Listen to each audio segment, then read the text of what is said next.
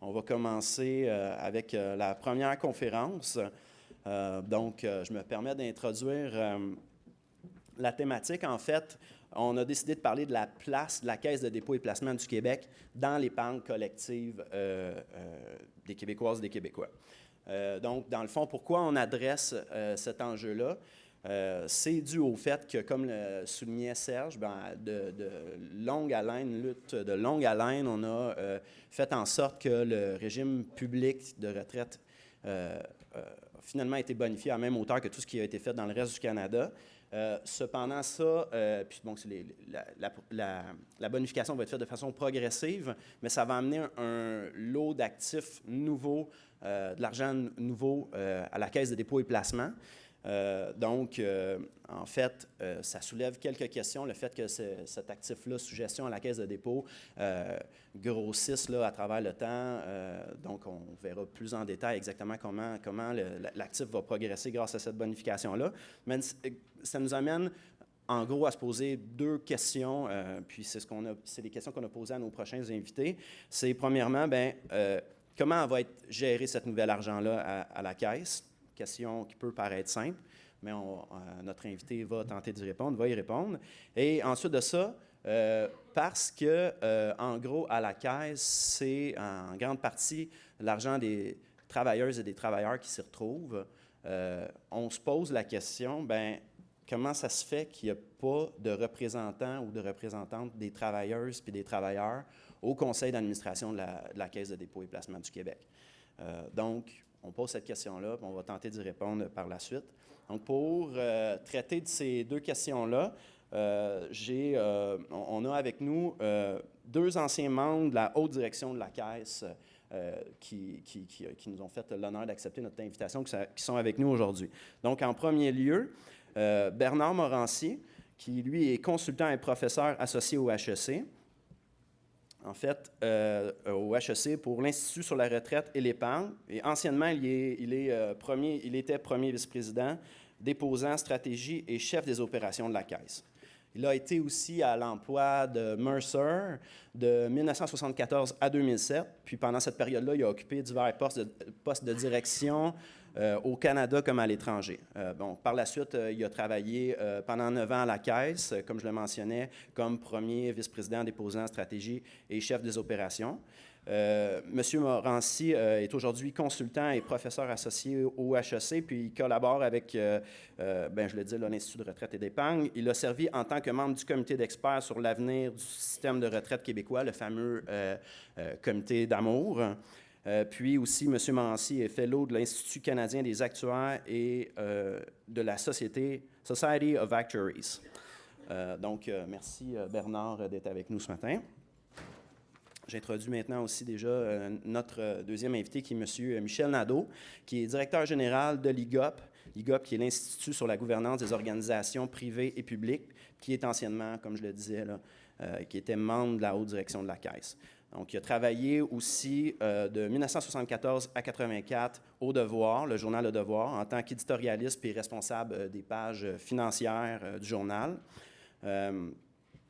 À la Caisse, il a occupé des postes à la haute direction, différentes fonctions pendant 20 ans. Puis il a notamment participé à la formulation des premières politiques de placement pour les déposants. Il a siégé au comité de régie d'entreprise du Pension Investment Association of Canada.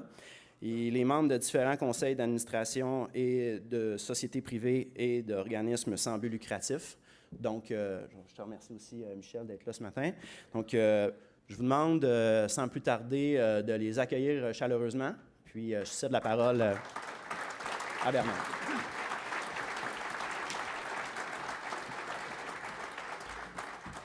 Est-ce quelqu'un qui va mettre la présentation? Okay. Oui. Bon, alors, bonjour. C'est un plaisir d'être avec vous autres. Je remarque que Patrice a dit que pour ramener les gens dans la salle, il y avait des vidéos avec un humoriste, Louis T. Je dois exprimer mon désarroi, qui n'ont pas choisi mon frère François Morancy plutôt pour faire ce vidéo-là. Alors, je tiens à vous dire que je ne suis pas aussi drôle que lui, donc ça va être peut-être un peu plus sérieux. Alors, je suis ici pour parler de comment la Caisse gère l'argent des déposants. Je vais vous faire un bref historique. Après ça, on va parler des défis que l'amélioration du régime de rente du Québec, puis la part de nouvel argent va amener à la Caisse. Par la suite, Michel va parler plus de la gouvernance, puis j'espère qu'on va avoir un échange après tout ça. Alors, la Caisse de dépôt, elle a été créée en 1965 pour effectivement gérer la réserve du régime de rente du Québec qui, lui, a été mis sur place le 1er janvier 1966. Et déjà, à peine un an plus tard, à la fin de 1966, il y avait déjà 183 millions de dollars dans la Caisse de dépôt. La Caisse de dépôt, sa création, c'était un geste extrêmement audacieux et qui permettait au Québec de se démarquer du reste du Canada. Parce qu'à l'époque, le régime jumeau, le régime de pension du Canada, lui, dans les autres provinces, on avait décidé que cette réserve-là serait utilisée pour strictement acheter des obligations des autres provinces canadiennes à un taux préférentiel. Nous, ici au Québec, on avait pris une approche différente.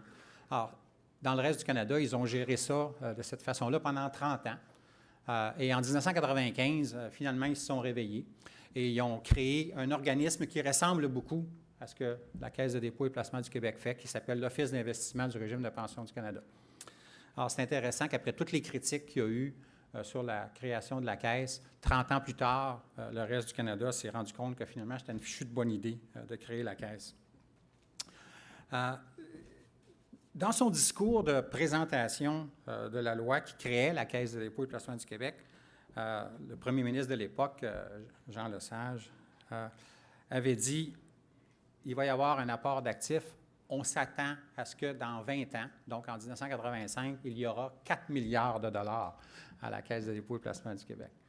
Ça fait sourire un peu parce que 20 ans plus tard, en 1985, la Caisse gérait déjà 25 milliards en 1985. Une autre chose que M. Lesage avait dit dans son discours, c'est que la Caisse doit servir le plus efficacement possible les intérêts de ceux qui sont appelés à y déposer une fraction de leurs revenus. Et il avait aussi dit le gouvernement pourra transmettre à la Caisse l'administration d'autres comptes. Alors, quand on regarde ce que la Caisse est devenue 50 ans plus tard, on peut dire que cette vision-là, elle a été pleinement réalisée, je dirais même au-delà des aspirations même des gens les plus audacieux. Aujourd'hui, la Caisse, elle gère l'argent de 41 déposants différents. Son actif à la fin de 2017 était presque 300 milliards de dollars, 298,5 milliards. C'est un gestionnaire de classe mondiale qui gère plus de 85 de l'argent à l'interne, des employés à l'interne qui gèrent l'argent plutôt que de sous-contracter ça à l'externe. La Caisse a des bureaux dans 8 pays. Environ 40 de l'argent est investi au Canada et 20 à l'extérieur du Canada, dont à peu près 30 la moitié du 60 est aux États-Unis. Le reste est un peu partout dans le monde. Et la Caisse est présente dans toutes les classes d'actifs, que ce soit sur les marchés publics, obligataires ou marchés boursiers, ou les marchés privés, la dette privée, le placement privé, l'infrastructure, l'immobilier, avec des équipes à l'interne qui sont capables de gérer tout ça.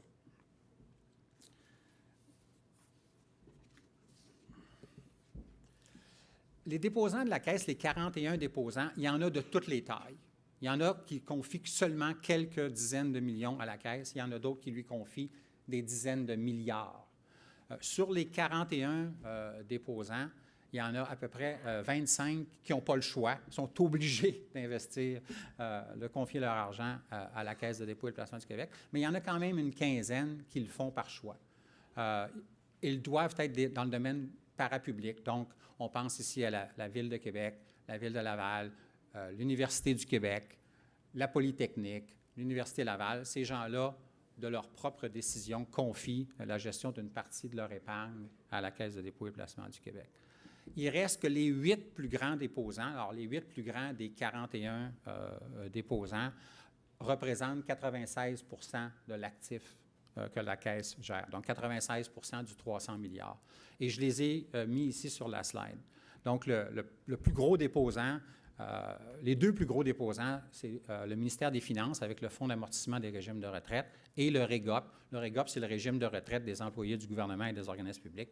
Ils ont tous les deux à peu près, à la fin 2016, avaient tous les deux à peu près 65 milliards. Les chiffres à la fin 2017 ne sont pas encore publics. Retraite Québec, donc le régime de rente du Québec, celui qui a mené à la création de la Caisse de dépôt et placement du Québec, est le troisième plus grand déposant avec 62 milliards. Donc, souvent, quand on parle de la Caisse, on parle encore du bas de laine des Québécois. Bien, le bas de laine des Québécois, c'est 62 milliards, c'est à peu près 23 de l'argent que la Caisse gère. Donc, la Caisse, c'est beaucoup plus que la gestion du régime de rente du Québec. À la Caisse, c'est les clients, les déposants qui décident de l'allocation stratégique de l'actif. Donc, c'est eux qui décident combien de niveaux de risque ils veulent prendre. Ils le font basé sur leur propre situation financière, sur leur tolérance au risque, sur leur habileté, comment ils sont capables de vivre avec de la volatilité plus ou moins grande dans les résultats de placement. Comment ils font ça? Ils choisissent parmi un certain nombre de portefeuilles. Il y en a 11 de ces portefeuilles-là. C'est un peu comme une grosse compagnie de fonds mutuels. Sauf qu'il y a juste 11 fonds, il n'y en a pas 62, il y en a 11, et les déposants choisissent dans quel fonds ils veulent investir et combien ils veulent mettre dans chaque fonds. Alors, vous les avez ici, ils sont groupés en 4 grandes catégories. Des fonds de revenus fixes, donc soit des obligations gouvernementales ou des obligations de corporations privées. Il y a 5 fonds en revenus fixes, et il y en a 3 qui sont en gestion indicielle, puis 2 qui sont en gestion active. Ensuite, on a ce qu'on appelle des portefeuilles d'actifs réels, c'est-à-dire l'immobilier et l'infrastructure. On a des portefeuilles d'actions sur les marchés boursiers, mais aussi dans le placement privé. Et je dis « on », même si je ne suis pas là, mais quand on travaille un bout de temps à la Caisse, on s'y associe beaucoup. Et il y a 2 autres portefeuilles qui servent au chef des placements pour diversifier le portefeuille global, qui sont des stratégies de superposition puis des répartitions d'actifs. Alors, les déposants font ce choix-là. Au global, en gros, là, si on prend l'argent de tous les déposants de la Caisse, il y a à peu près 33 de l'argent qui est mis dans les portefeuilles à revenus fixes, puis 2 tiers qui est dans les portefeuilles actifs réels, actions. 17 en actifs réels, 50 en actions, donc ça fait à peu près 1 tiers, 2 tiers. Mais comme je disais, ça varie énormément d'un déposant à l'autre. Et ici, je vous ai mis 2 des 8 grands déposants. Celui qui est le plus tolérant au risque, lui, il a mis seulement 20 de son argent en revenus fixes et il a mis 80 de son argent dans les portefeuilles d'actifs réels et d'actions. Celui qui est le plus conservateur des 8 grands déposants, lui, il est plutôt à 50-50. Donc, 50 de son argent en revenus fixes, 50 dans les placements un petit peu plus risqués. C'est une énorme différence, ça. Et donc, ça démontre une particularité du modèle d'affaires de la Caisse qui est de permettre aux clients de choisir le niveau de risque qu'ils sont prêts à prendre. Bien sûr, parce qu'ils ont des politiques de placement différentes, des choix différents, ils n'ont pas les mêmes rendements. Alors, il y a à peine un mois, là, la Caisse a divulgué ses rendements pour 2017 et pour les 5 années, 2013 à 2017, elle a dit, au global, à la Caisse de dépôt, on a eu un rendement de 10,2 par année pendant 5 ans.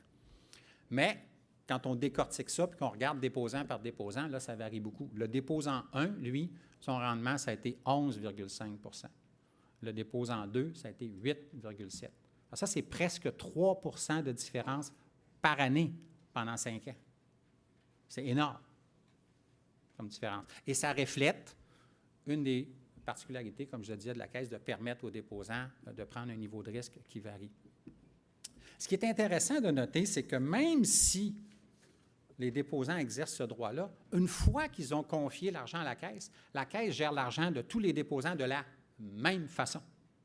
Alors, si le déposant 1 dit, lui, moi, je veux mettre, mettons, 15 de mon argent en immobilier, puis le déposant 2 dit, non, moi, je vais en mettre juste 8 de mon argent en immobilier, ils vont avoir exactement les mêmes actifs immobiliers.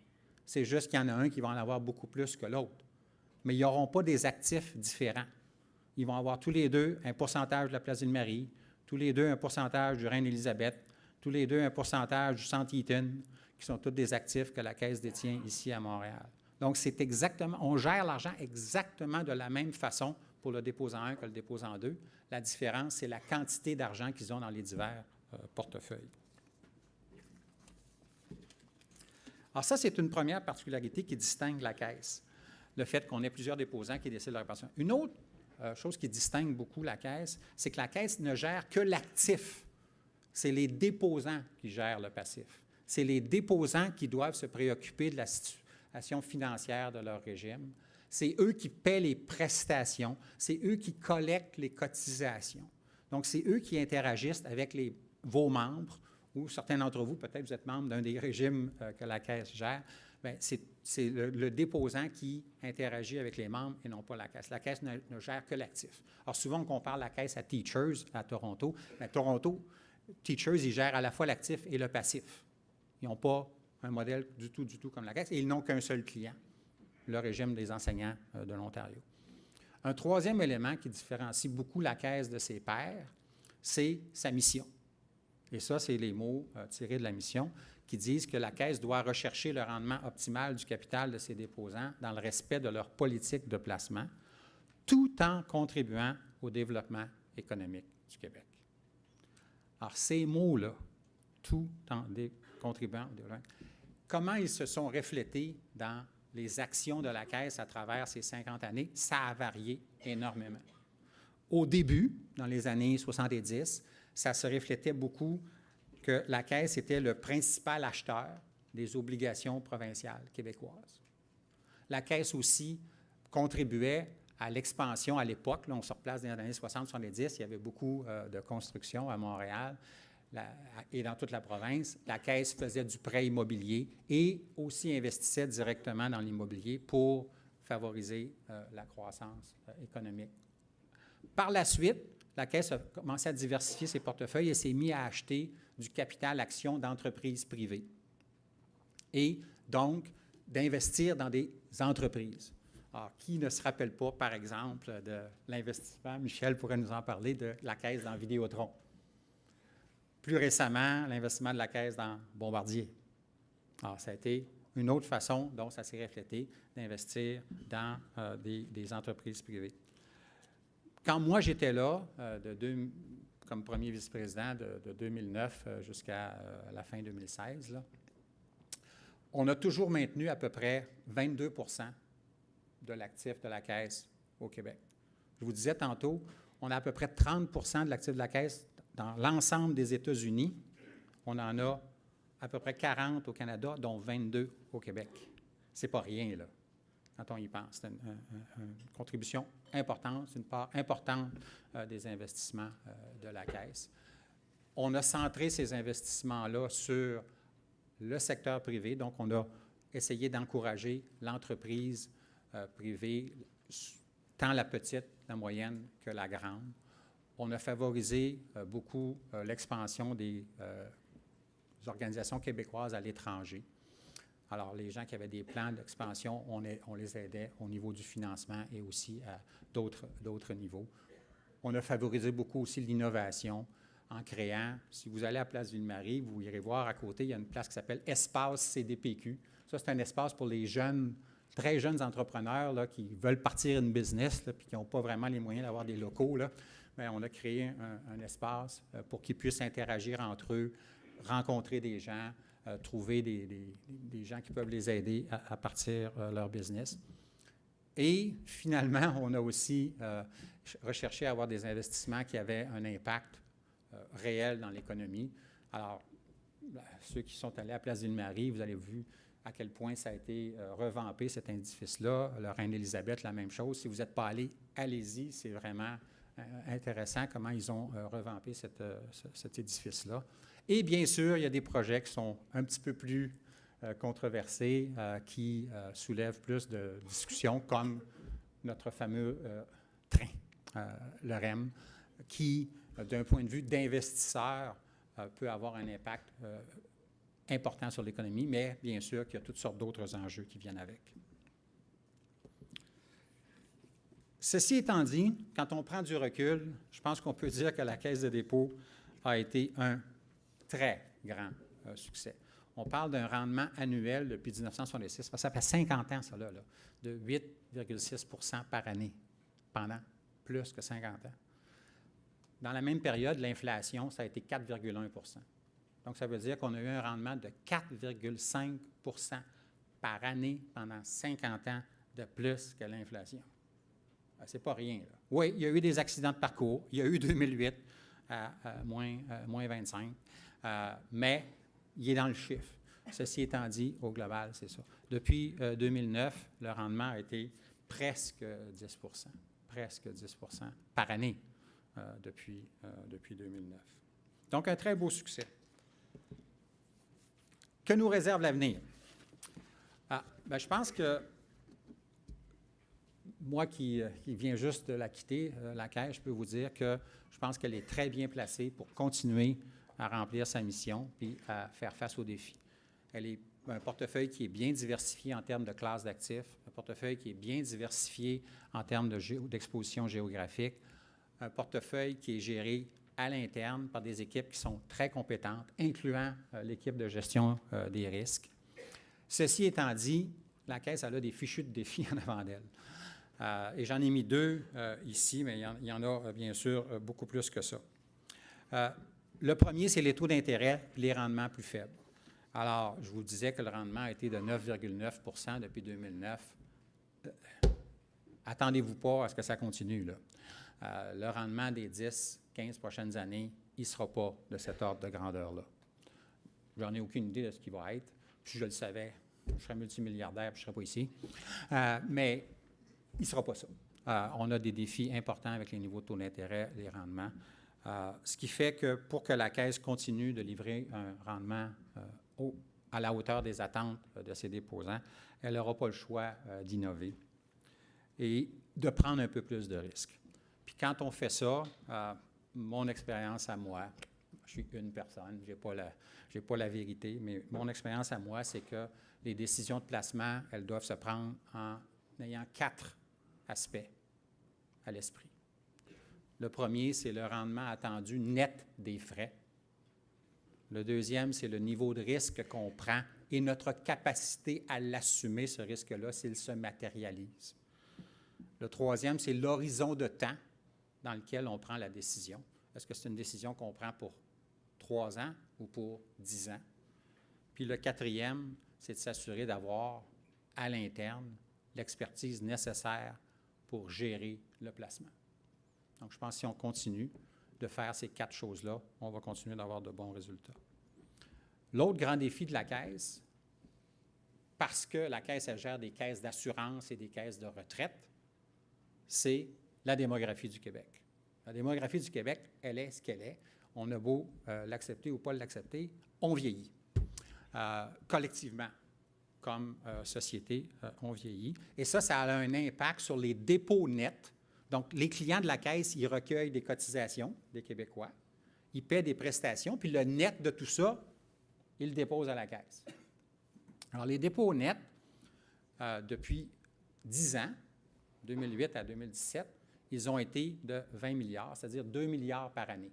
Bon, 2 milliards, c'est beaucoup d'argent, là, mais dans une caisse qui en gère 300 milliards, ce n'est pas un gros apport de nouveau capital. Puis la semaine passée, le gouvernement libéral a annoncé qu'ils allaient retirer à peu près 2 milliards par année du Fonds des générations. Alors ça, ce que ça veut dire, à toute fin pratique, c'est que les dépôts nets des 10 prochaines années, ça va être 0. C'est ça que ça veut dire. Donc, il y a un défi là. Il y a une bonne nouvelle, cependant, c'est celle dont Serge parlait en introduction, qui est la bonification du régime de rente du Québec. Ça va amener un apport important de nouvel argent, donc permettre de saisir certaines opportunités de placement, mais il faut qu'on l'encadre.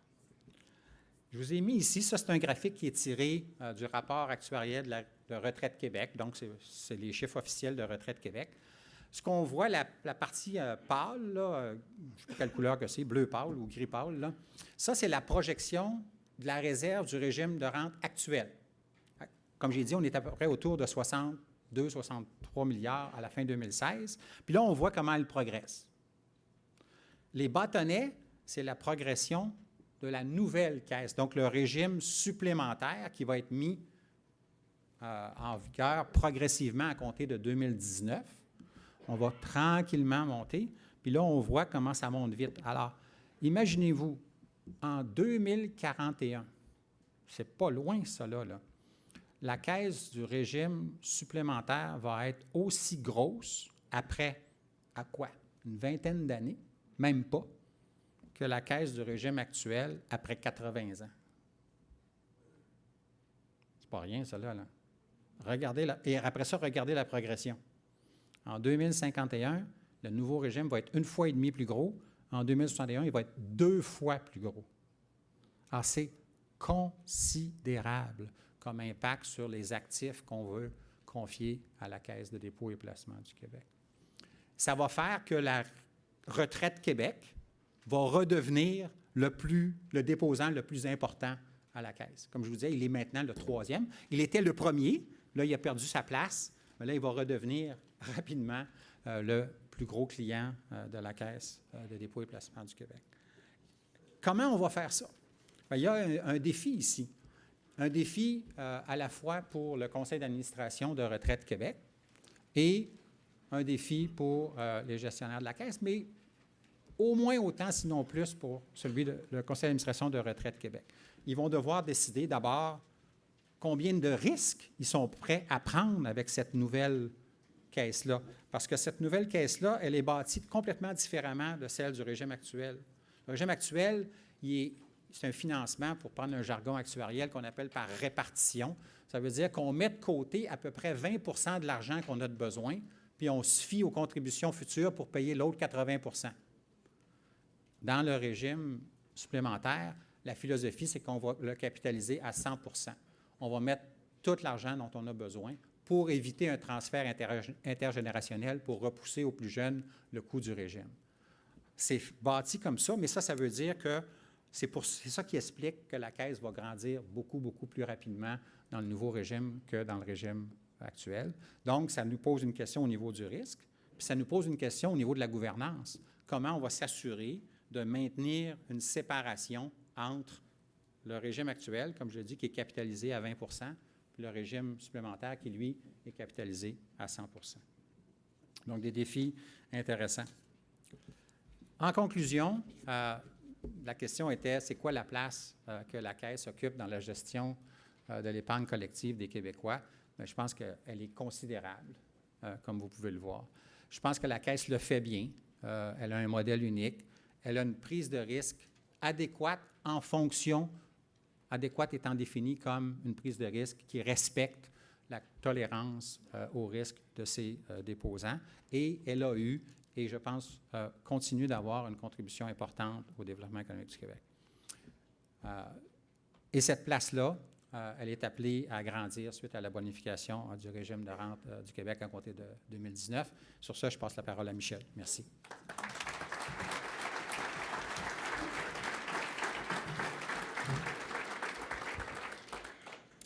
Merci beaucoup, Bernard. Bonjour. J'allais dire mesdames, mesdemoiselles, messieurs, mais pour j'accuse la consigne de Poste Canada, je vais dire chers amis, un ton neutre. Alors donc, je vais vous parler à mon tour de la Caisse, mais sous l'angle de la gouvernance. Depuis 53 ans que la Caisse existe, comment a évolué le pouvoir à la Caisse? Qui décide à la Caisse? On a vu que c'est un acteur financier important et il y a un conseil d'administration à la Caisse, on va en parler. Il y a une session de reddition de comptes. C'est un petit peu folklorique. Je suis allé souvent en commission parlementaire avec le président du conseil et PDG de la Caisse. Évidemment, on préparait de grands scénarios. Et quand M. Gérard Delévesque, député de Bonaventure, nous demandait pourquoi Provigo avait établi un magasin à New Carlisle plutôt qu'à Bonaventure, là, évidemment, celle-là, on ne l'avait pas vu venir du tout. C'est la panique, là. On téléphonait chez Métro pour voir qu'est-ce qui était derrière ça. Donc, reddition de comptes assez limitée, un conseil d'administration qui joue un rôle très important. Conseil d'administration, je regardais hier soir en 1972, quand M. Laberge est arrivé après M. Marcel Pépin, et comment le Conseil était vraiment de grande pointure. On avait le président de la Bourse de Montréal, Michel Bélanger, le président de l'Alliance industrielle, ce qui s'appelait M. Hervé Belzile dans le temps. Or, donc, il y avait vraiment 9 membres qui étaient tous de grands gestionnaires reconnus et confirmés. C'était à ce moment-là la période de ce que je vais appeler les 13 premières années de la Caisse. C'était la période de M. Prieur et Casavant, les 2 premiers présidents de la Caisse de 65 à 1980, durant 15 ans. Évidemment, c'était des gens qui souvent avaient passé par la Sun Life. Les francophones, en 1965, c'était pas tout à fait notre tasse de thé de gérer de grands ensembles financiers. Donc, il fallait aller chercher de l'expertise là où elle était. Et puis, évidemment, c'est pour ça que ça a été très prudent. On voulait à ce moment-là surtout acheter des obligations, parce qu'on se rappelle que pour nationaliser la Shawinigan Water and Power, il avait fallu trouver 604 millions. Et en 1962, M. Lévesque a eu beaucoup de difficultés. Aujourd'hui, 604 millions, c'est ce qu'Hydro-Québec fait en 10 semaines de profit. Alors, donc, on disait, ça va être terrible si on achète Hydro-Québec, là, on s'en va chez le diable, ça va être la faillite, tout ça. 10 semaines de profit pour Hydro-Québec. Or, donc, la première période, une période très prudente, orientée vers le placement à revenu fixe. Arrive Jean Campeau, et puis, à ce moment-là, on a les premières politiques de déposants que j'ai eu le plaisir de diriger. Merci beaucoup. En 1985, on a commencé à donner voix au chapitre aux déposants. Mais de 1980, il y a une nouvelle période où, là, on va vraiment respecter l'esprit de la loi de la Caisse. En deuxième période, comme l'a mentionné, M. Jean Lesage disait, il faut que la Caisse cherche le rendement économique tout en contribuant. Le participe présent là, est important. Ça veut dire, tout en contribuant, le participe présent, c'est quelque chose que tu fais en même temps que l'autre. Or, donc, quand tu fais une transaction, tu en demandes plus. Tu demandes du rendement, puis après avoir demandé du rendement, tu demandes l'impact économique pour le Québec. Évidemment, les gens d'affaires ne sont pas toujours habitués à cette dynamique-là et c'est pas toujours facile, mais c'est la Caisse. C'est comme ça que ça fait si on veut transiger avec la Caisse. Donc, Jean Campeau arrive en 1980 et lui, évidemment, il était bien convaincu. Et cette mission qui n'était pas écrite dans la loi, elle sera écrite dans la loi en 2003.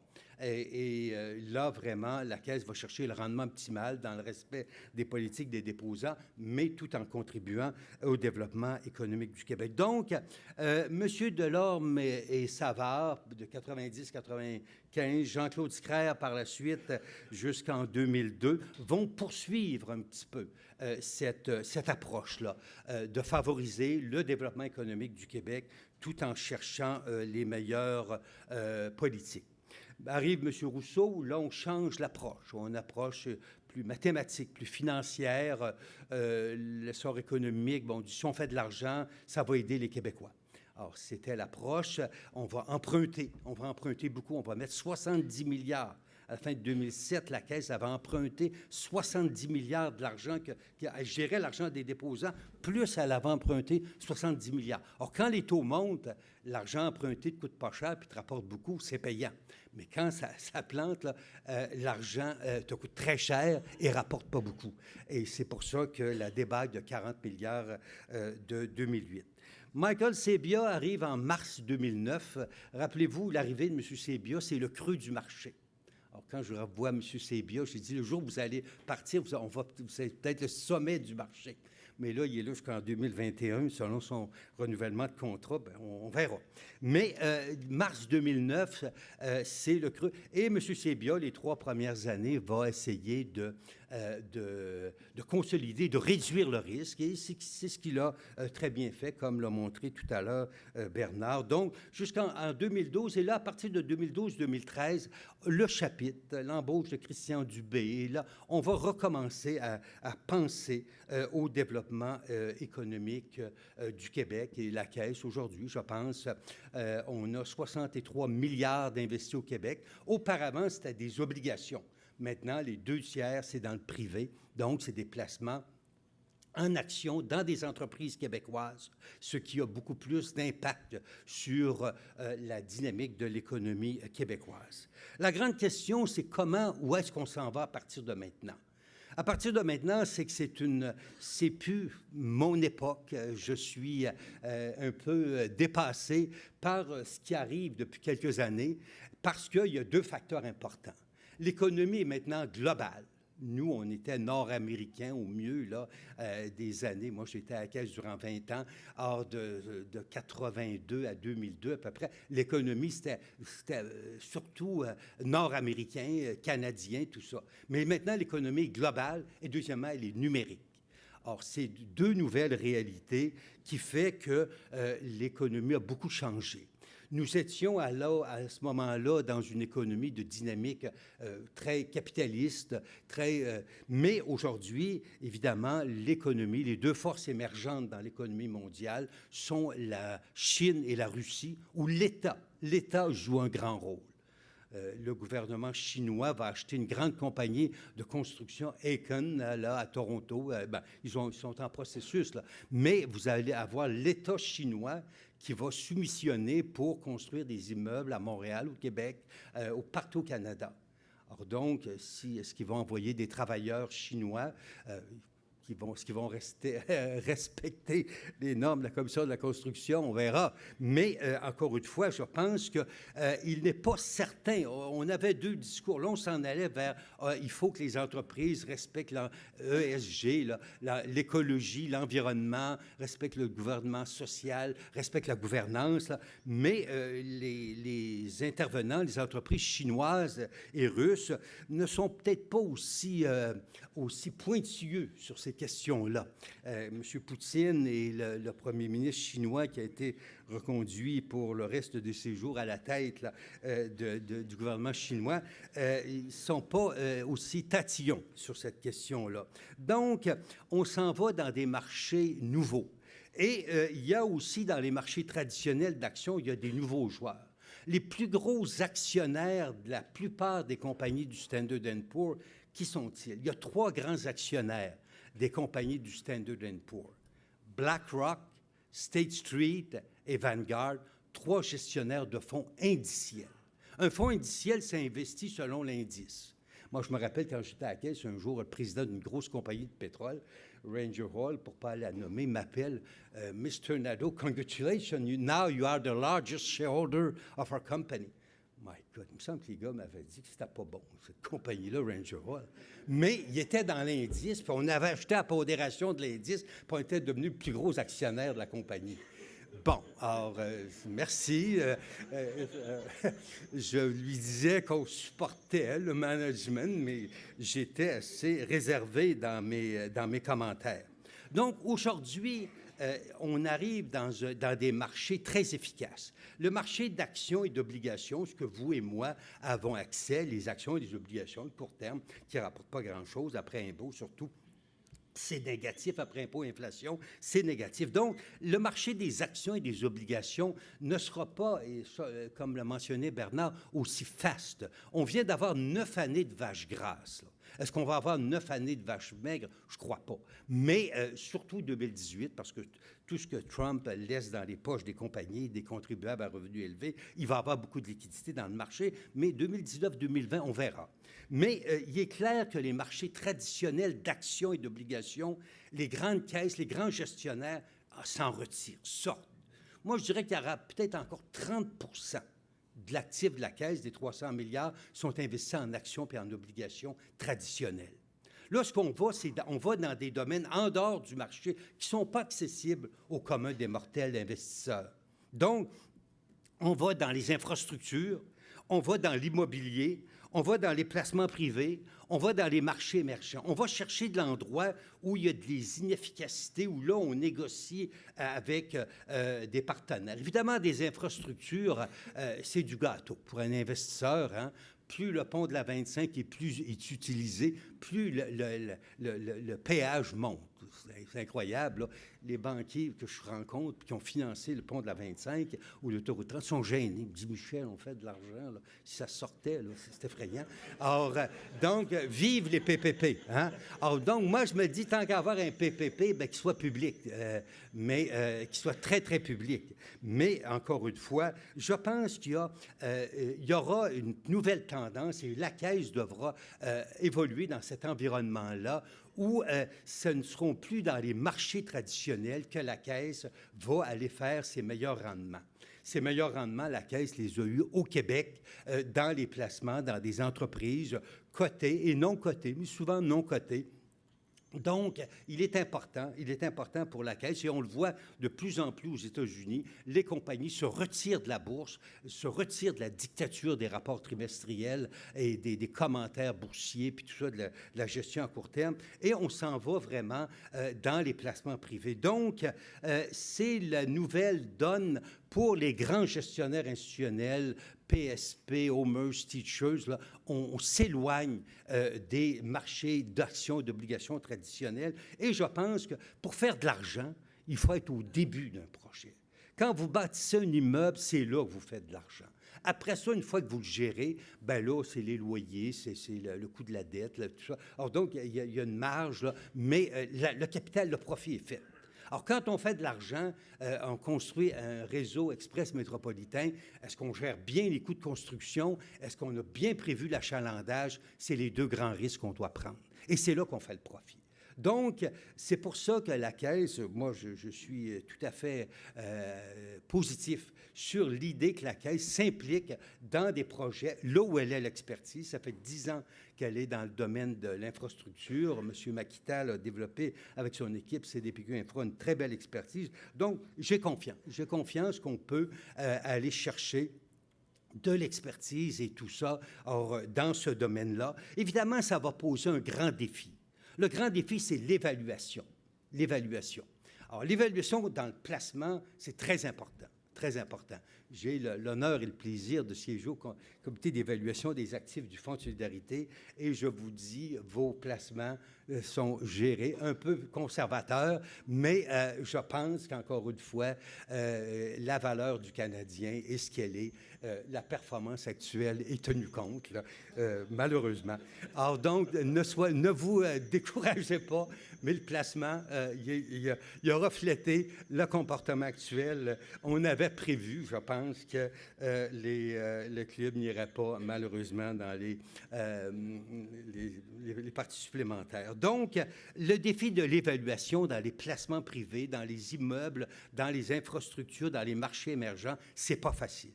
Mais il faut y aller quand même. Moi, je pense qu'il faudra avoir des gens indépendants pour assurer cette évaluation-là. Donc, pour moi, la grande question, c'est où sera la Caisse de dépôt en 2030, selon le graphique qu'on a vu tout à l'heure, là. L'argent du régime additionnel des rentes du Québec va rentrer. Or, donc, il y a 3 variables importantes. La taille est importante. C'est important qu'on ait... Puis ça, il faut vraiment être petit pour penser que la Caisse est trop grosse. Je pense que la Caisse, comme Québécois, on a le droit d'avoir des institutions de calibre mondial. Par rapport au fonds norvégien, là, on est des juniors. Hein? Il y a des fonds par rapport à Abu Dhabi, là, il y en a qui sont encore beaucoup plus gros que nous autres. Et par rapport au gouvernement chinois, par rapport au gouvernement russe, encore une fois, à 300 milliards de dollars, on n'est pas parmi les plus gros joueurs. Donc, cette question de taille, pour moi, elle est très importante. Il faut garder la taille de la Caisse, il faut que la Caisse grandisse et tout ça. Par contre, il faut que la Caisse développe une expertise. Une expertise, et moi j'insiste beaucoup, c'est que la Caisse développe une solide expertise dans les nouveaux marchés auxquels elle s'adresse. Et une expertise qui est composée de 2 choses, des talents québécois et des talents dans les pays où on opère. Malheureusement, si vous regardez les bureaux de la Caisse à l'étranger, le talent québécois, là, il pourrait en avoir un peu plus. C'est ce que je dis à M. Sébia, là, quand je le vois, là, Colin, il y a des jeunes diplômés québécois là, qui pourraient aller travailler dans les 8 bureaux étrangers auxquels on faisait allusion tout à l'heure. Alors donc, dans ce contexte-là, je pense qu'il est important. Il est important de solidifier la présence québécoise dans ce déploiement international.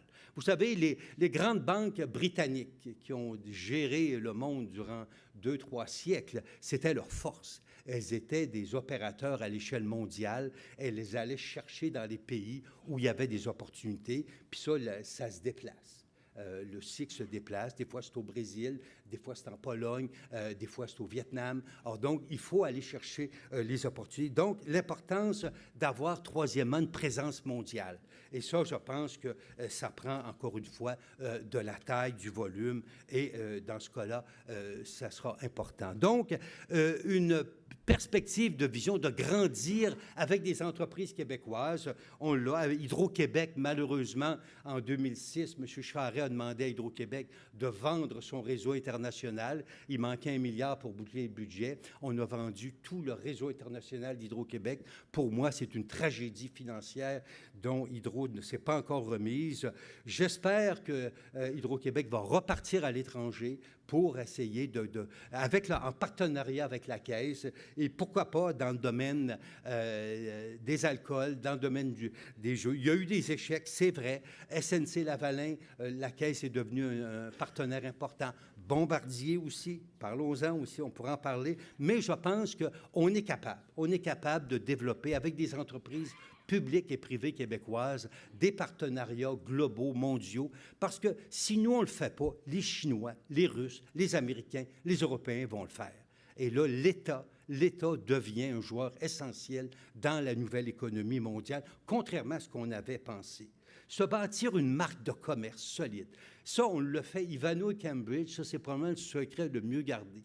Si vous voyez la tour qu'ils sont en train de bâtir à Paris, là, depuis la tour Montparnasse, c'est des Québécois qui bâtissent en plein, un petit peu à la périphérie de Paris, une tour bizarre, là, mais architecturellement, mais quand même qui va être un succès. Et ça, je pense qu'on a réussi ce changement-là avec Ivanhoe et Cambridge, qui est une présence mondiale. C'est un des grands constructeurs, des grands gestionnaires mondiaux d'immeubles. Et de plus en plus de gens s'adressent à Ivanhoe et Cambridge pour la gestion de leur portefeuille immobilier. Donc, une vision mondiale qui change, qui est nouvelle. La grande question, c'est notre conseil d'administration de la Caisse. Nos 15 membres. L'article 4.1 dit qu'il y a entre 9 et 15 membres. Est-ce qu'on a les 15 bonnes personnes pour faire ce virage-là? Est-ce qu'on a un profil d'expertise? Est-ce qu'on ne devrait pas avoir des comités d'experts? Trouvaille ingénieuse du fond. On a des comités d'experts au fond qui semblent faire du bon travail. Or donc, la question, c'est ces 15 membres-là, qu'est-ce que chacun d'entre eux apporte? Et ça, je pense que dans la gouvernance d'entreprise, moi, je suis très respectueux de 2 décisions de la Cour suprême. La Cour suprême a dit une chose. Quand vous gérez une organisation, vous ne gérez pas une organisation juste pour les actionnaires. Vous gérez une organisation, les membres du Conseil, là, dans l'esprit des parties prenantes. Retenez ce mot-là, parties prenantes. Et les parties prenantes, les premières parties prenantes, c'est les travailleurs. Et ça, la Cour suprême dit, le conseil d'administration, si vous respectez, dans le cas de BCE, dans le cas de People, elle l'a dit 2 fois. Évidemment, Bay Street n'aime pas ça. Et c'est pour ça que les autorités en valeur mobilière des provinces tardent à mettre en pratique dans les lois des valeurs mobilières provinciales cette décision de la Cour suprême qu'on doit gérer une organisation, une entreprise en tenant compte de l'intérêt des parties prenantes. Ça inclut la communauté locale, ça inclut les travailleurs, ça inclut les bailleurs de fonds obligataires, hypothécaires, donc tous les gens qui ont intérêt à la survie de la compagnie. Donc, c'est important. C'est important parce que il faut se doter d'une bonne connaissance de ce nouveau modèle financier. Il faut que les 15 membres du conseil d'administration de la Caisse comprennent bien comment, dans les années à venir, dans un monde global, dans un monde numérique, Comment est-ce qu'on va créer de la valeur? Il faut comprendre le modèle financier. Je pense qu'il faudra que la Caisse s'implique dans des développements de projets. Et ça, bon, c'est là, encore une fois, je le dis, qu'on fait l'argent. Il faudra que ce conseil d'administration-là rende compte de son implication non seulement au chapitre des rendements, mais dans l'économie. Or donc, on devrait avoir la possibilité de poser des questions au président du conseil. Or donc, c'est un défi que je pense que nous devons, comme Québécois, surveiller de très près. Or donc, moi, je suis d'avis que les travailleurs, les travailleuses, ont un petit peu laissé aller le contrôle de nos régimes de retraite. Quand je vois les firmes d'actuaires maintenant qui gèrent les politiques de placement de beaucoup de caisses de retraite, qui font la sélection des gestionnaires, moi, je trouve ça très décevant. Très décevant. Mon bon ami Bernard ne sera peut-être pas d'accord, mais je pense que les comités de retraite, les comités de placement sont là pour prendre, ils pourraient prendre ces décisions-là. On a lâché la serviette, là. Mais là, il ne faut pas, le prochain coup, là, il faut que les travailleurs et travailleuses reprennent l'argent, évidemment, du REGOP. C'est l'argent, ça ne peut pas être plus clair, c'est les contributions des travailleurs.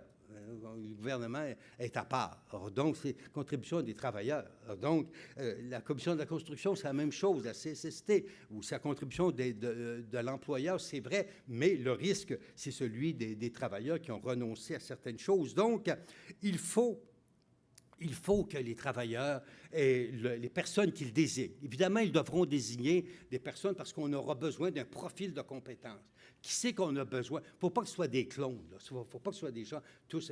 Or, à la Caisse de dépôt, il faut avoir des gens qui ont des expertises en finance, en jury-comptabilité, évidemment, les relations de travail, etc. Donc, il faut avoir une diversité d'expertise pour avoir de vrais débats, et je pense que c'est possible. Or, il faut que comme on l'a mentionné, Serge, tout à l'heure, dans les débats, il faut reprendre un petit peu les initiatives pour s'assurer que cet argent-là travaille dans l'intérêt des travailleurs qui contribuent. C'est leur argent.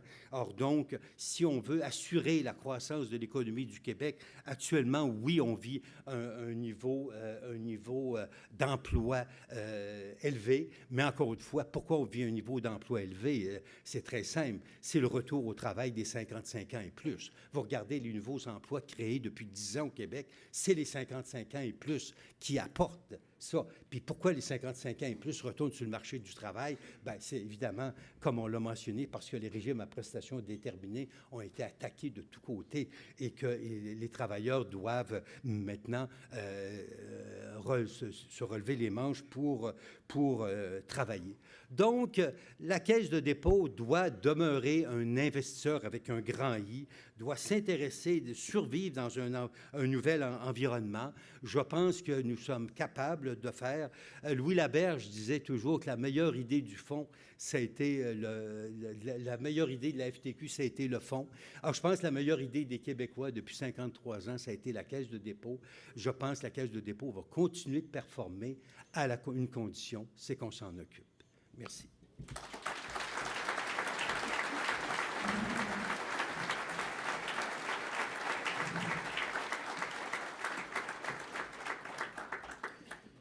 Merci énormément à vous deux. J'espère que vous avez tous et toutes apprécié autant que moi les présentations qui viennent d'être faites. Merci d'avoir partagé vos connaissances, votre savoir, et puis d'avoir partagé avec nous aussi ces enjeux-là. Donc, je ne serais pas surpris, je suis pas mal certain que vous allez avoir des commentaires, des questions par rapport à ce qui a été dit, là. Je pense qu'il y a quelque chose d'intéressant, là, il y a plusieurs choses intéressantes qui ont été soulignées, fait que je vous invite, je ne sais pas qui était partant pour briser la glace, se lancer avec un premier commentaire, question. On vous attend, on vous écoute. Sinon, je ne sais pas si nos panélistes entre eux, si Bernard voulait renchérir autrement. Oui. On a bon, OK, on va y aller avec une question ici. J'en ai une petite question. Oui, merci. Lucie Clément, moi, je suis au fonds de pension de la FTQ. Je siège au comité de fonds de pension. Infrastructure, immobilier, marché émergent, placement privé. On regarde ça, mais avec une mini-caisse, là, évidemment.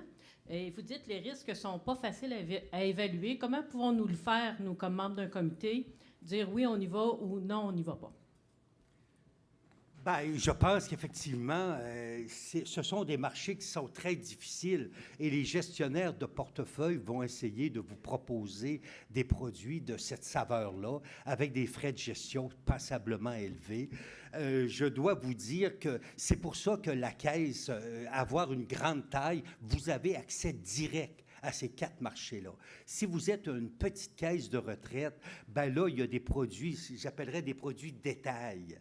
Mais les frais de gestion, la qualité des risques va être beaucoup moindre et ça ne sera pas mauvais. Mais il faut bien les choisir parce qu'évidemment, moi, je peux vous lancer un fonds d'infrastructure, je vais mettre des actions WSP de SNC-Lavalin, puis je vais vous charger 100 points de base parce que je vais vous dire, hey, c'est très infrastructure, mais vous pourriez les acheter en bourse au même prix.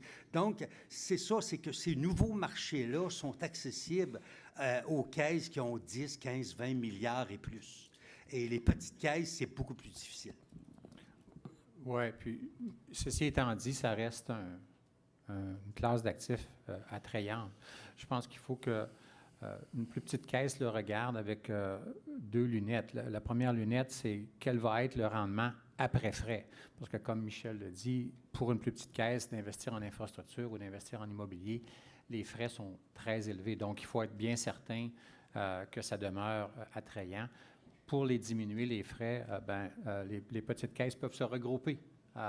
C'est sûr que si on a un ensemble de caisses qui se regroupent pour certaines classes d'actifs, il n'y a rien qui empêche de le faire. Ça ne veut pas dire de regrouper tous les actifs de la caisse, mais on peut se regrouper pour investir en infrastructure ou investir en immobilier ou même en placement privé. Le placement privé, c'est la même chose. Le rendement brut puis le rendement net, là, il y a tout un écart entre les deux. Là. Ce monde-là, il coûte cher. Là. Merci. Oui, micro 2. Oui, bonjour. Daniel Vaillancourt, syndicat des machinistes Bombardier Aéronautique. Je sais que tantôt, M. Morancy, vous avez parlé d'un investissement dans le REM et dans le Bombardier Aéronautique. On sait que Bombardier a un nouveau joueur qui est Airbus. Je voudrais juste savoir comment ça fonctionne. C'est-tu toujours Bombardier? C'est-tu dans la C-Series? C'est-tu dans Airbus? Je ne sais pas si vous avez la réponse aujourd'hui, mais c'est une question assez complexe. Ouais. Bien, ce dont je peux vous parler, c'est l'investissement de la caisse, parce que ça, j'étais là quand on l'a fait. Là. Donc, l'investissement de la caisse, il n'est pas dans la section aéronautique. Il est dans la section transport.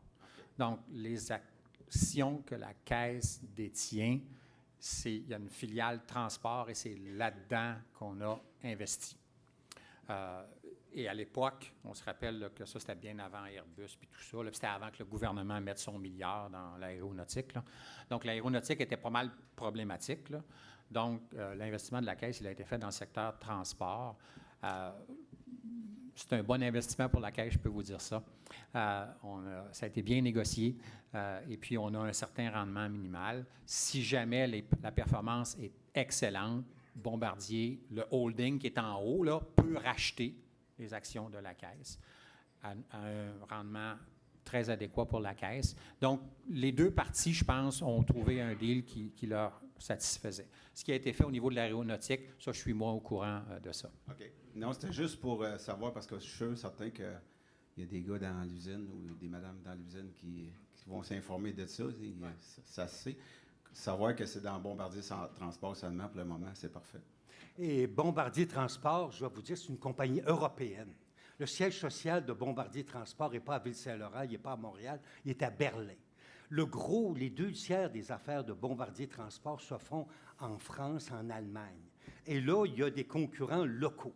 Alstom et Siemens qui disent constamment à leur gouvernement, Mme Merkel, à M. Macron, « Hey, là, il y a Bombardier, il y a des Québécois là, qui essayent d'avoir des contrats, des trains français puis des trains allemands. » Et là, ces gens-là, il paraîtrait qu'au Québec, ils veulent avoir des prix spéciaux. Bien, nous aussi, on va avoir des prix. Alors donc, c'est clair que Bombardier Transport, son marché principal, il est en Europe. Et là, faites-nous une faveur à nous, Bombardier et de la Pocatière, pour ça, c'est évident que tout de suite, les gens en France et en Allemagne auraient dit à Bombardier, leurs concurrents européens, dire, regardez, ils privilégient les entreprises québécoises, bien, privilégient les entreprises françaises, arrêtez de donner des contrats à Bombardier Transport en France et en Allemagne, où sont de grosses usines. Non, c'est parce que c'est Bombardier, ils disent toujours l'investissement est fait à Bombardier. Bombardier, il y a beaucoup de divisions, mais on l'a vu avec la C-Series, hein? Ils l'ont bien dit souvent, le 1,3 milliard, c'est dans la C-Series, c'est pas dans Bombardier, mais le monde, ils ont toujours dans la tête Bombardier. Hein? Bombardier, c'est Bombardier. Là. Fait que, OK, merci. Merci. Micro 3. Ouais. Bonjour, Yvan Pépin, à CFP 2500, Université Laval. Merci beaucoup pour votre présentation sur la Caisse de dépôt, tout ça. Vous avez parlé de la mission de la Caisse de dépôt qui est de s'occuper de ses déposants, qui la plupart, c'est des organismes publics et parapublics. Nous, on est investis à la Caisse comme déposant, mais pas directement avec le nom du comité de retraite des employés de l'Université Laval. Mais on voudrait, nous, investir plus notre caisse au complet là-dedans parce que les frais d'administration sont les moins onéreux que où ce qu'on investit avec notre fonds commun. Et la Caisse de dépôt, comme vous avez dit, elle a besoin d'argent. Mais là, avec la Régie des rentes, là, tout ça, le nouveau système de la Régie des rentes qui va arriver, bien, il va y avoir plus d'argent. Mais nous, on est quand même un bon déposant. On serait un bon déposant. C'est une caisse de 600 millions. Et la Caisse de dépôt refuse les nouveaux déposants. Il y a comme un moratoire depuis que la Ville de Québec s'est déplacée vers la Caisse de dépôt. Alors là, je ne comprends pas c'est quoi la mission, avec la mission, ce qui se passe avec la Caisse de dépôt, de refuser les nouveaux déposants, surtout qu'on fait partie du parapublic, puis c'est du nouvel argent qui pourrait arriver. Puis pour nous, en plus, c'est des frais d'administration qui sont moins onéreux, puis c'est syndical aussi, puis c'est protégé. C'est d'investir dans le Québec aussi. Là. J'aimerais ça que vous me disiez s'il y a peut-être espoir que la Caisse de dépôt ouvre un petit peu plus à ce type de déposants-là. Okay. Vous avez raison. Il y a eu, suite au transfert... Ce qui est arrivé ici, c'est que la Caisse, comme je le disais, a une quarantaine de déposants. Il y en a 25 qui sont là par obligation dans leur loi, puis il y en a une quinzaine qui sont là de façon volontaire, par choix. Quand moi, j'ai joint la Caisse, je ne sais pas si longtemps que ça, j'ai joint la Caisse en décembre 2007, juste à temps pour 2008. Là. Et puis, et à l'époque, on avait 25 déposants, 21 qui étaient là par obligation, puis seulement 4 qui étaient là par choix. Donc, il y a eu une croissance importante du nombre de déposants, d'une part, et surtout parce que ce sont des nouveaux déposants qui l'ont fait par choix. La décision de la Ville de Québec qui a été prise de transférer tous ces régimes, là, il y avait 6 régimes de mémoire, là, peut-être c'était 7, mais en tout cas, c'était au moins 6, là, a provoqué un peu une commotion là, dans le marché de la gestion des caisses de retraite. Et ça, c'est arrivé après mon départ, là, cette décision-là que la Ville de Québec a prise. Mais ça a enclenché une décision de la Caisse de faire un moratoire. Donc, de dire, bon, jusqu'à ce qu'on puisse voir quel impact ça peut avoir sur la gestion de l'épargne privée de retraite, on va mettre un moratoire, on n'acceptera plus de nouveaux clients. À ma connaissance, le moratoire, il n'est pas permanent, mais il est toujours en vigueur. Comme je dis, moi, j'ai quitté le 1er juin 2017, puis la Caisse de la Ville de Québec, c'est arrivé le 1er juillet 2017, je pense. Là. Donc, c'est pas fermé, mais pour l'instant, il y a eu une réflexion qui est dit, oh, une minute, là, si beaucoup de régimes du monde public et parapublic, parce que pour déposer à la Caisse, il faut être dans le secteur public ou parapublic. Donc, par exemple, la caisse de métro, là, elle ne pourrait pas déposer à la Caisse. Mais l'Université Laval ou n'importe quelle municipalité a le droit de déposer la Caisse et la Caisse a le droit d'accepter l'argent. Fait qu'est-ce qui va arriver dans l'avenir? Honnêtement, je ne le sais pas. Tout ce que je peux vous dire, c'est qu'il y a beaucoup de réflexion qui se fait présentement avec tous les intervenants, là, des gens du secteur de la finance, des gens de la Caisse, des gens du gouvernement pour dire, OK, comment on gère cette situation-là pour pouvoir permettre à des gens comme vous d'y investir sans mettre en péril la gestion privée. Évidemment, c'est beaucoup de gestionnaires privés. Évidemment, il y a de la gestion privée au Québec. Il y a des firmes, Fiera et d'autres, qui font un excellent travail. Évidemment, qui ne voyaient pas toujours d'un bon œil l'arrivée de la Caisse là, pour ramasser des fonds. Par contre, il y a beaucoup d'argent qui n'est pas géré au Québec. Et puis, ça, évidemment, ça pourrait être géré au Québec. Moi, je dirais, suite aux pressions des gestionnaires privés, on a déclenché ce moratoire-là. Mais est-ce que dans les fonds comme infrastructure, les fonds où les gestionnaires privés n'ont pas toujours accès de façon importante, infrastructure, immobilier et tout ça, où la Caisse est un acteur important, est-ce que la Caisse ne pourrait pas accepter une participation dans des fonds spécialisés sans avoir tout l'actif du déposant?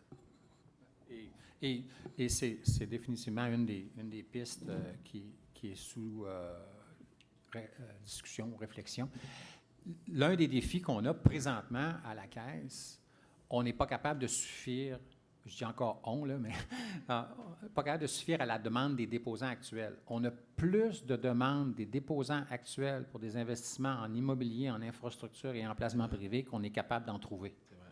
Donc, c'est une des raisons pour lesquelles, avant d'ouvrir ça à de nouveaux déposants, bien, les déposants actuels disent, écoute, moi, j'en voudrais X, puis tu es capable de m'en donner juste 90 % de ce que je demande, bien, commence par me donner ce que je demande avant de commencer à en donner à d'autres.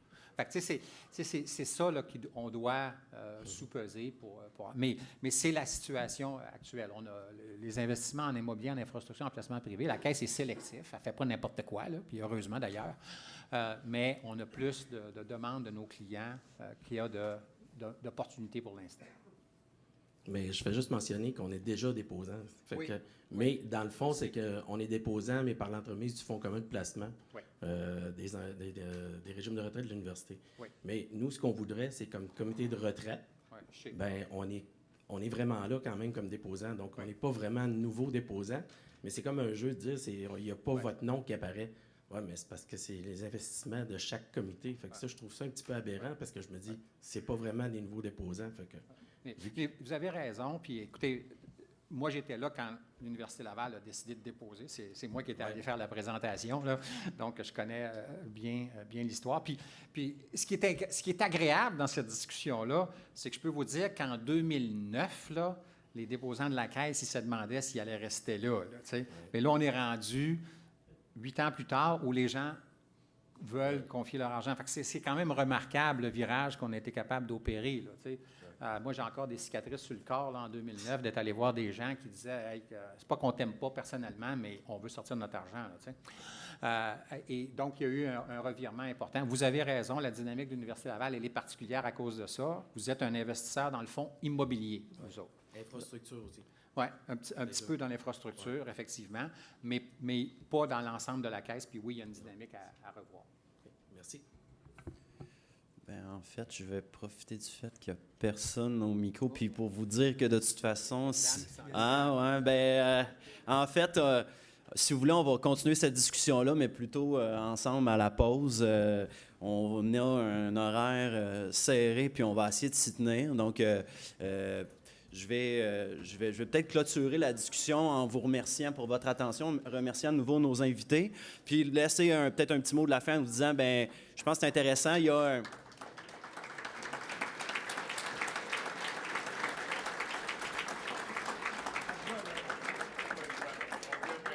Hein? OK. Bien, c'est ça. En fait, l'avenir de la Caisse va bien fonctionner si les travailleuses et travailleurs s'en mêlent. On réfléchit à ça à la pause. Merci.